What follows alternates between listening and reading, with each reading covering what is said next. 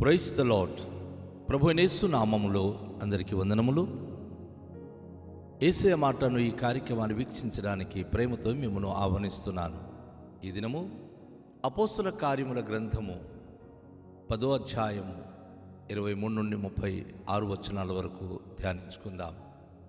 మరునాడు అతడు లేచి వారితో కూడా బయలుదేరి వెళ్ళింది. యొప్పే వారైన కొందరు సహోదరులు వారితో కూడా వెళ్ళిరి. మరునాడు వారు కైసరియలో ప్రవేశించి అప్పుడు కొర్నేలి తన బంధువులను ముఖ్య స్నేహితులను పిలిపించి వారి కొరకు కనిపెట్టుకొని ఉండెను. పేతురు లోపలికి రాగా కొర్నేలి అతనిని ఎదుర్కొని అతని పాదముల మీద పడి నమస్కారం చేసెను. అందుకు పేతురు, నువ్వు లేచి నిలువుము, నేను కూడా నరుడనే అని చెప్పి అతన్ని లేవనెత్తి అతనితో మాట్లాడుచు లోపలికి వచ్చి అనేకులు కూడియుండుట చూచెను. అప్పుడు అతడు అన్యజాతి వారితో సహవాసము చేయుట అయినను అట్టి వారిని ముట్టుట అయినను యూదునికి ధర్మము కాదని మీకు తెలియను. అయితే ఏ మనుష్యుడునో నిషేధింప తగని వాడని అపవిత్రుడునైనను చెప్పకూడదని దేవుడు నాకు చూపించి ఉన్నాడు.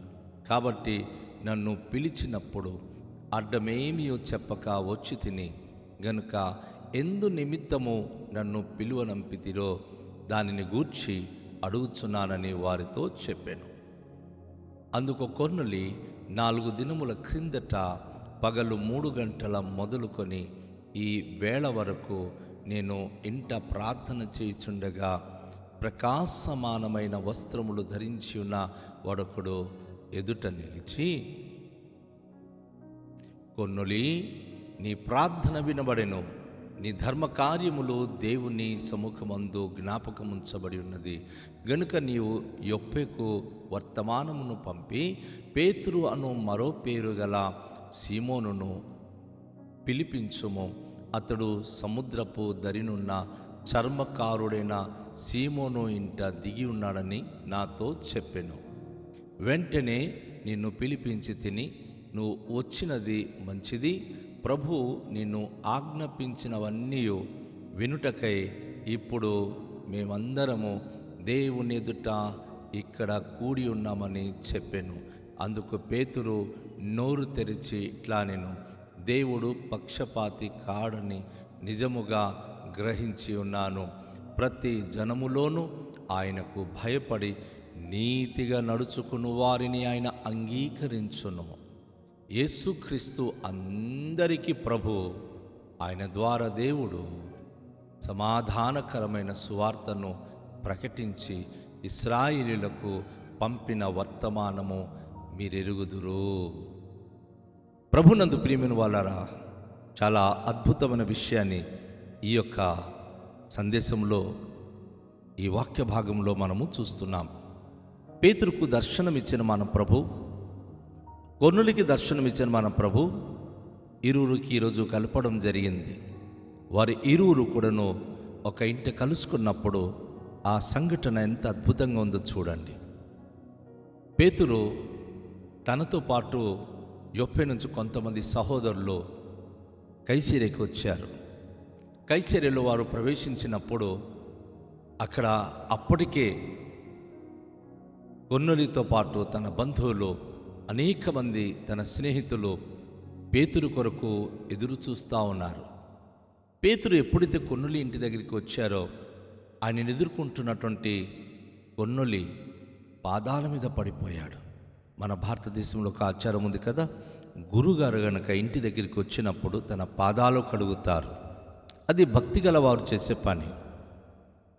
పరిశుద్ధుల పాదాలు కడగాలని అపోస్తుడు పౌలు కూడా అంటాడు. అయితే ఈ రోజుల్లో పాదాలు కడగాలన్నప్పటికీ ఒకలాంటి రోషం వచ్చేసింది భక్తులకు. వాళ్ళ పాదాలు మనం కడగడం ఏంటి, వాళ్ళంత నీతిమంతులా అని చెప్పి.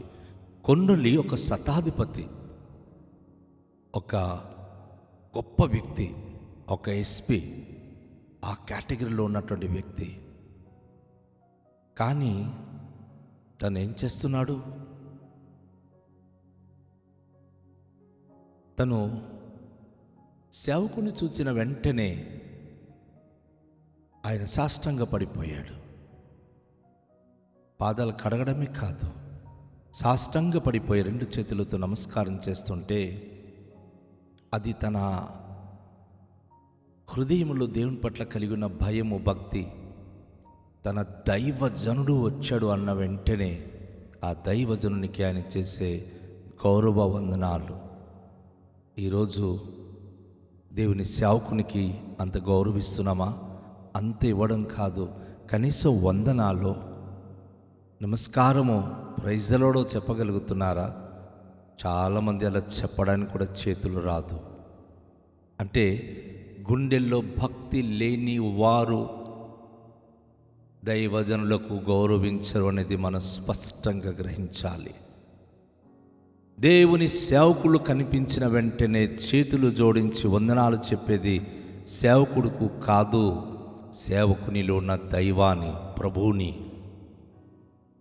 దేవుడు తన వార్త మోసుకుని వచ్చుచున్న దైవజనునికి నువ్వు ఎంత గౌరవిస్తున్నాడని నీ హృదయంతరంగాని చూచినప్పుడు నీ గౌరవ వందనాలలో దేవునికి నువ్వు గౌరవిస్తున్నావా లేదా అని కనబడుతుంది. కొన్నొల్లి సాష్టాంగపడిపోయి నమస్కారం చేసి ఆయన ఎప్పుడైతే తనకు వందన సమర్పించారో వెంటనే పేతురు అంటున్నాడు, అయ్యా నువ్వు లేచి నిలబడు, నేను కూడా నరుడనే, నన్ను ఎందుకు నువ్వు నమస్కారం చేస్తున్నావు? అది ఆ దైవజనుని నుంచి రావాలి, కానీ మనం అనకూడదు. దైవజనునికి నేనెందుకు నమస్కారం చేయాలి, నేనెందుకు సాష్టాంగ పడాలి, ఇవన్నీ మనం అనాల్సింది కాదు. దేవుడు అనాలి, దైవజనుడు అనాలి. అయితే అతనితో మాట్లాడుతూ లోపలికి ఎప్పుడైతే పేతురు ప్రవేశించాడో చాలామంది అక్కడ కూడుకొని ఉన్నారు. అనేక మంది అక్కడ ఆయనకి ఎదురుగా కనిపిస్తున్నారు. అప్పుడు వెంటనే పేతురు ఒక్క మాట అంటున్నాడండి. అది తను హృదయంలో ఉంచలేకపోయి అది హృదయంతరంగం నుంచి ఆ మాట ఆయన స్పష్టీకరణ చేశాడు. ఎందుకంటే ప్రభు తనకు ఏర్పరచుకున్నాడు, నా గొర్రెలను కాయము, నా గొర్రెలను మేపుము, ఈ బండ మీద నా మందిరము కట్టుదును. ప్రభు చెప్పిన మాటలు పేతురు జీవితంలో నెరవేర్చాడు. ఇప్పుడు పేతురు కొన్నులి ఇంట్లో అడుగుపెట్టిన తర్వాత ఆయన ఒక మాట అంటున్నాడు, అన్య జాతి వారితో సహవాసము చేయుట అయినను అట్టి వానిని ముట్టుట అయినను యూదునికి ధర్మము కాదని మీకు తెలియను. రోమియులైనటువంటి వారు అక్కడ కైసరిలో ఉన్నటువంటి అనేక మంది ప్రజలకు ఆయన మాట హెచ్చరిస్తున్నాడు, అయ్యా అమ్మా, మరి యూదులైన మేము అన్య జాతుల వారికి ముట్టడం కానీ వారితో సహవాసం చేయడం కానీ అది ధర్మము కాదు. అయితే ఏ మనుషుడును నిషేధింపదగిన వాడు అయినను అపవిత్రుడని అయినను చెప్పకూడదని దేవుడు నాకు చూపించి ఉన్నాడు. ఈ విషయాన్ని ప్రపంచంలో ఈరోజు యావత్ ప్రపంచానికి ఈ మాటను ప్రభు పేతురు ద్వారా తెలియచేశాడు. ఏ మనిషి నిషేధింపబడిన వారు కారు, నల్లవారని, తెల్లవారని, ఈ జాతి అని, ఆ జాతి అని, ఏ భాషలో మాట్లాడువారైనను దేవుని దృష్టికి అందరూ ఒక్కటే. పేతురు అంటున్నాడు, ఎవ్వరు నిషేధించబడిన వారు కారు అని ప్రభు నాకు తెలియచేశాడు. నన్ను పిలిచినప్పుడు, నన్ను మీరు ఎప్పుడైతే కబురు పంపించారో, నన్ను పిలవడానికి వచ్చిన వారికి నేనేమీ అడ్డము చెప్పక వచ్చి తిని, కనుక ఎందు నిమిత్తం నన్ను పంపించారో, నన్ను పిలిపించారో అది నాకు ఇప్పుడు తెలియచేసినట్లయితే మిగతా విషయం నేను మీతో మాట్లాడతానని పేతురు ధైర్యంగా ఆ ఇంటి లోపల నిలుచొని వారి ఎదుట ఈ విషయాలను చెప్తా ఉన్నాడు. అందుకు కొన్నులి 4 దినముల క్రిందట పగలు 3 గంటల మొదలుకొని ఈ వేళ వరకు నేను ఇంట ప్రార్థన చేయుచుండగా ప్రకాశమానమైన వస్త్రము ధరించిన వాడొకడు ఎదుట నిలబడి తను అద్భుతమైన విషయాన్ని చెప్తా ఉన్నాడు. 4 దినాల క్రిందటే ప్రకాశమానమైన వస్త్రము ధరించిన ఒకడు అనగా దేవదూత నాకు కనిపించి, కొన్నులీ నీ ప్రార్థన వినబడెను, నీ ధర్మ కార్యములు దేవుని సముఖమునకు జ్ఞాపకముంచబడి ఉన్నది గనుక నువ్వు యొప్పకు వర్తమానము పంపి పేతురు అను మరో పేరు గల సీమోనును పిలిపించుము. అతడు సముద్రపు దరినున్న చర్మకారుడైన సీమోను ఇంట దిగి ఉన్నాడని నీ గురించి నాతో చెప్పాడు. వెంటనే నిన్ను పిలిపించి తిని నీవు వచ్చినది మంచిది. ప్రభు నాకు ఆజ్ఞాపించినవన్నీ వినుటకై ఇప్పుడు మేమందరము దేవుని ఎదుట ఇక్కడ కూడి ఉన్నామని చెప్పాను. అందుకు పేతురు నోరు తెరిచి ఇట్లా, నేను ఇంత అద్భుతమైన మాట అండి. పాస్టర్ గారు కనుక మన ఇంటికి వచ్చినప్పుడు, సేవకులు మన ఇంటికి వచ్చినప్పుడు, అయ్యా దేవుడు ఏ కబురు పంపించాడో, ఏ వార్త పంపించాడో అని ఎదురు చూసే మనసు మనకుందా? ఈరోజు ఆలోచించాలి. దేవుడు మనకు ఏ వాక్యం పంపిస్తున్నాడో ఒక్కసారి మనము మనస్ఫూర్తిగా వినేవారమై ఉండాలి కదా. దేవుని సన్నిధికి వచ్చినటువంటి సేవకుడు దేవుడు ఏ వాక్యం పంపించున్నాడో అది వినడానికి మన హృదయాలు సిద్ధపరచుకోవాలి. ప్రభు నువ్వు ఒకవేళ నువ్వు వినగలిగితే నేను మాట్లాడతానంటాడు. ఇప్పుడు పేతురు తను నోరు తెరిచి మాట్లాడడం ప్రారంభం చేస్తున్నాడు. దైవజనుడు మనతో మాట్లాడినప్పుడు అది మనం వినాలి. ఇప్పుడు చూడండి, పేతురు ఎంత అద్భుతమైన మాటలు కొన్ని పలుకుతున్నాడు. దేవుడు పక్షపాతు కాడని నిజముగా గ్రహించి ఉన్నాను. మొట్టమొదటి మాట ఆయన ఏమంటున్నాడంటే దేవుడు పక్షపాతి కాదు ఒకటి.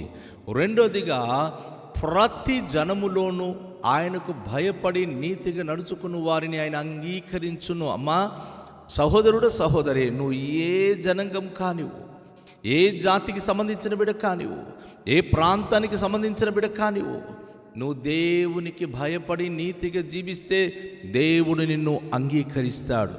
మూడో మాట అద్భుతమైన మాట, ఈరోజు ప్రపంచమంతటికీ అవసరమైన మాట ఏంటంటే యేసుక్రీస్తు అందరికీ ప్రభువు. ఇది కొందరికి కాదు, ఏదో దేశానికో ప్రాంతానికో ఏదో జాతికో కులానికో కాదు. పేతురు పరిశుద్ధాత్మతో నింపబడిన వాడే చెప్పే కొన్నుల ఇంట్లో చేసిన ప్రసంగంలో యేసుక్రీస్తు అందరికీ ప్రభు, ఆయన ద్వారా దేవుడు సమాధానకరమైన సువార్తను ప్రకటించి ఇశ్రాయేలీయులకు పంపిన వర్తమానము మీరెరుగుదురు. దేవుడు ఇశ్రాయేలీయులకు పంపించిన వర్తమానము మీకు కూడా ప్రకటిస్తున్నాం. అది సమాధాన సువార్త. యేసయ్య సువార్త ఎక్కడ అయినా సరే సమాధానకరమైన సువార్త. కానీ సాతానుడు అసమాధానము చేస్తూ ఉన్నాడు. సో ప్రియ దేవుని యొక్క బిడ్డలారా, ఈ వాక్య భాగంలో మనం గమనిస్తున్నాం, ప్రభు అయిన యేసుక్రీస్తు వారు అందరికీ ప్రభు అని పేతురు అద్భుతమైన సందేశాన్ని తెలియజేశాడు. రండి తలలోంచుకొని ప్రార్థన చేద్దాం. పరమ తండ్రి మీకు వందనాలు. ఈ దినం మాకు పేతురు కొన్నుల ఇంట్లో బోధించిన అమూల్యమైన సత్యాలను, ప్రాముఖ్యమైన 3 విషయాలు మేము నేర్చుకున్నాం. మీరు పక్షపాతి కాదు. ఏ జనాంగంలో అయినా కానీ, ఏ ప్రజల్లో కానీ ఎవరైనా మీ యందు భయభక్తి కలిగి నీతిగా జీవిస్తే వారిని మీరు అంగీకరిస్తారు. యేసు అందరికీ ప్రభు అయి ఉన్నాడు, అందరికీ సమాధానకర్త అయి ఉన్నాడు. పరిశుద్ధుడా, ఈ వాక్యాలను బట్టి మాకును, మా కుటుంబాలకును, మా జీవితాలకును నెమ్మది కలుగచేసి మీ సమాధానము, మీ శాంతి, మీ కృపక్షేమము మెండుగా దయచేయమని కృతజ్ఞత స్తోత్రాలు మీకే చెల్లిస్తూ యేసు నామములో ప్రార్థిస్తున్నాము తండ్రి. ఆమేన్. షాలోమ్. ప్రభు మనందరినీ కూడా దీవించునుగాక.